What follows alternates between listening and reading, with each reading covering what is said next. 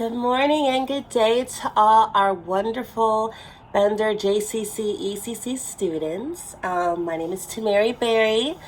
I'm one of the floater teachers. You might have seen me around. You might even be in my class. But today I'm going to read to you Little Red Riding Hood. You might have heard it before. You might have not. Either way, it's a really fun story. And I hope you enjoy it. So I'm going to read off my phone. So I'm not going to show you guys, but just listen to my voice. Close your eyes. Close your mouth, open your ears, and just listen and enjoy the story. Okay. So, Little Red Riding Hood. Once upon a time, there was a little girl who lived in a village near the forest. Whenever she went out, the little girl wore a red riding cloak, so everyone in the village called her Little Red Riding Hood. So if you don't know, a cloak is like a jacket or sweater that you would wear. So this little girl wore a red sweater, red jacket, almost like a cape. So she wore that and everyone called her Little Red Riding Hood. One morning, Little Red Riding Hood asked her mother if she could go visit her grandmother, as it had been a while since they'd seen each other. That's a good idea, her mother said. So they packed a nice basket for Little Red Riding Hood to take to her grandmother. When the basket was ready, the little girl put on her red cloak and kissed her mother goodbye. Mwah! See you later, Mom. Remember, go straight to Grandma's house, her mother cautioned. Don't dawdle around, and please don't talk to strangers. The woods are very dangerous. Don't worry, Mommy, said Little Red Riding Hood. I'll be careful. But when Little Red Riding Hood noticed some lovely flowers in the woods, she forgot her mother's promise. She picked a few and watched the butterflies flit around for a while and listened to the frogs croaking and then picked up a few more. Little Red Riding Hood was enjoying the warm summer days so much that she didn't notice a dark shadow approaching out the forest behind her. Oh no, what do you think the dark shadow is? Do you think it's an animal? Do you think it's another person? Do you think it's just a shadow? Let's see. Suddenly, the wolf appeared beside her. Now, I don't know if this might be a little scary for you, if you might think it's fun, but this is going to be the wolf. I have a little wolf mask. It's a cat, but let's pretend. Okay. Suddenly, the wolf appeared beside her. What are you doing out here, little girl? The wolf asked in a voice just as friendly as he could muster. I'm on my way to go to my grandma's house, who lives in the forest near the brook, the Little Red Riding Hood replied.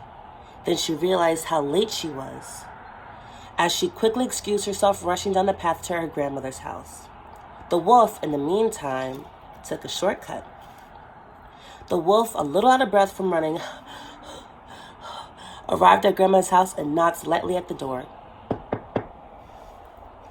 Oh, thank goodness, dear. Come in, come in. I was a little worried sick that something had happened to you in the forest, said Grandmother, thinking about the knock that was her granddaughter. The wolf let himself in. So basically, the grandma thought that it was Little Red Riding Hood knocking on her door when it actually was our friend the wolf here. The wolf let himself in. Poor Granny did not have enough time to say another word before the wolf gobbled her up. So he ate her up like a little bowl of soup. The wolf let out a satisfied burp, and then he poked through Grandma's wardrobe to find a nightgown that he liked. He added a frilly sleeping cap for good measure and dabbled some of Grammy's perfume before his pointed ears. So basically, after he gobbled up the little grandma, he went into her closet, he put on her clothes, so he dressed up just like the grandma. A few minutes later, Red Riding Hood knocked on the door. The wolf jumped into bed and pulled the covers over his nose. Who is it? He called in a cackly voice. It's me, Little Red Riding Hood. Oh, how lovely. Do come in, my dear, croaked the wolf. When the Little Red Riding Hood entered the little cottage, she could scarcely recognize her grandmother. So basically, when Little Red Riding Hood came into the grandma's house, she could barely recognize her grandma. She knew something was wrong. Oh, I just have a touch of a cold, squeaked the wolf, adding a cough at the end to prove the point.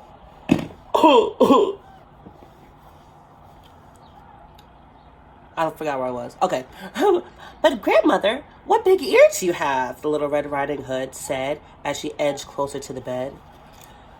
The better to hear you with, my dear, replied the wolf. So Little Red Riding Hood, she's like, Grandma, I don't remember your ears being that big. Something's a little off. And the wolf said, or the wolf grandma said, they're just better to hear you with. Let's see if she notices it's not her grandma. But Grandma, what big eyes you have, said Little Red Riding Hood. The better to see you with, my dear, replied the wolf. But Grandma, what big teeth you have, said Little Red Riding Hood, her voice quivering slightly. The better to eat you with, my dear, roared the wolf, and he leapt out of bed and began to chase the little girl. Almost too late, Little Red Riding Hood realized that the person in bed was not her grandma, but a hungry wolf. She ran across the room and through the door shouting, Help! Wolf, help! As loudly as she could. A woodsman who was chopping logs nearby heard her cry and ran towards the cottage as fast as he could. So when she ran out the house, one of the neighbors, he was cutting up some trees, and he heard her cry for help, and he went to help her.